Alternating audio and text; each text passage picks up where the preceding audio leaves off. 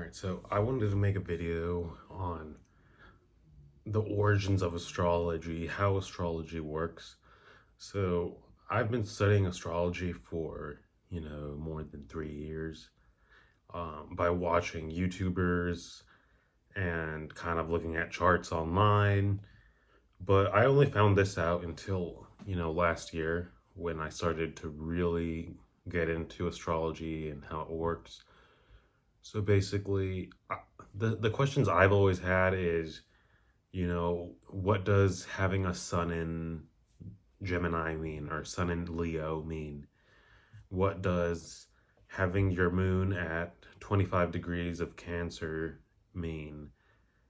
And so how it works is, at the time of your birth, the sky is, configured in a specific way. And by looking at your birth time, your birth location, where you see, the time zone and where stuff was at that time in that time zone, um, and city, and you put your location and also the day, the specific day of the month and year, and then yeah, so all the planets of the sky are configured, and the wheel on the birth chart, the 360-degree wheel, is based off of Earth's rotation around the sun.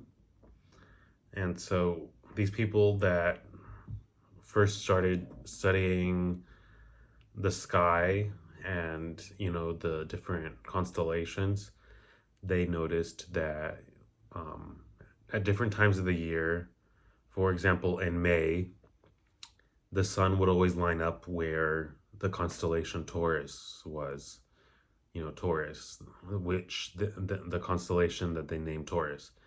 And if the sun aligned there, after many years, they started to notice, okay, so this is a yearly thing. It's always going to be there at this time of the year. And so this happened 12 times around the year. So, of course, that's a 12 signs. Um, and yeah, so we have Taurus, we have Aries, we have all these signs, right? And as far as degrees go, in a circle, there's 360 degrees, and so each sign is 30 degrees.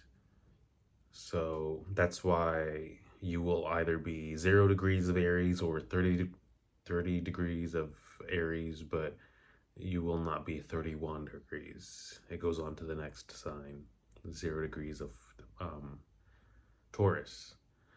And okay, so yeah, that's how that works. Um, because I've always kind of wondered, so what does it even mean to have, my moon in Taurus? So yeah, at the time of your birth, for example, if you're a moon in Taurus, the sun is in the Taurus constellation, and or it appears to be, because the sun doesn't move, only Earth moves, and that's why the sun appears to change locations. So that's how that works. And it's really interesting to learn more about astrology once you kind of get the hang of your own birth chart. So there's lots to look at in your birth chart. There's different tools, so I suggest looking at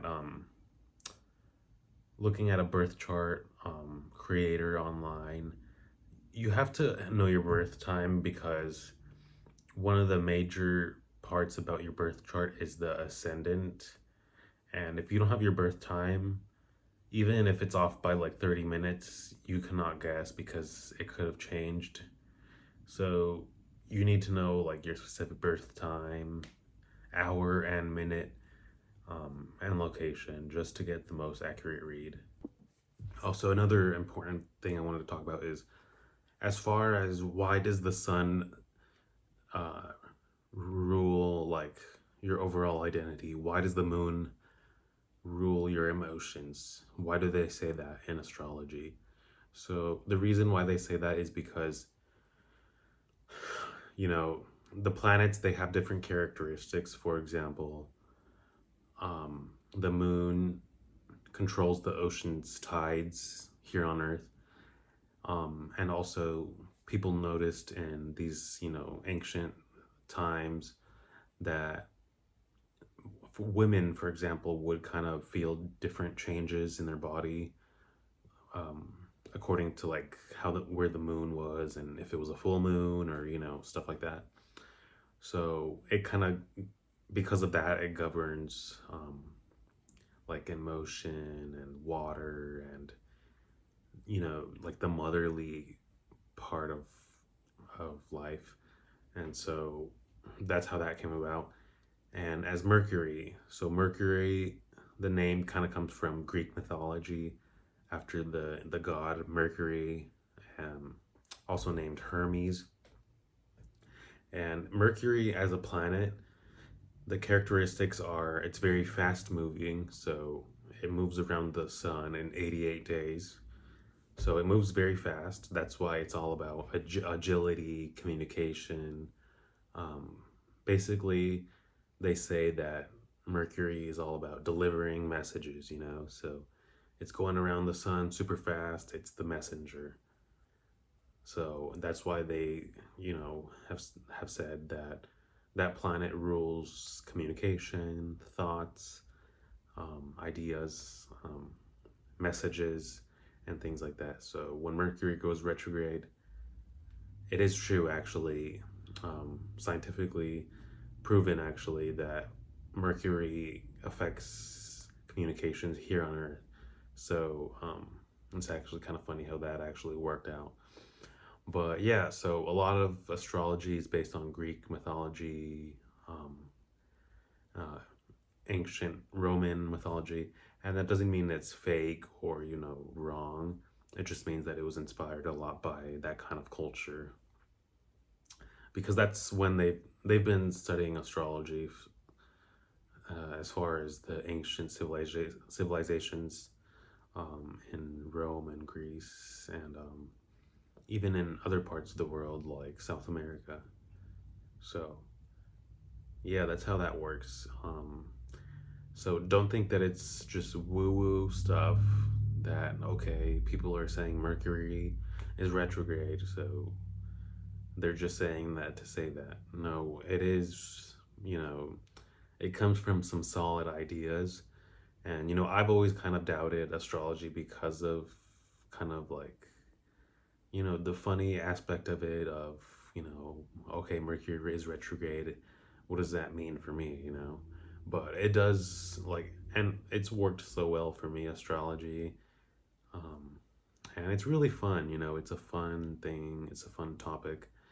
So, yeah, but I just wanted to go over like the ideas and where those come from to give you a better understanding of astrology, because a lot of people always talk about the different, transits and what's happening, but they don't really dive into what does that even mean, in order to get like the better full circle understanding of it. So, all right, well, thanks for watching. Hope this helped, and I'll see you next time. Thank you.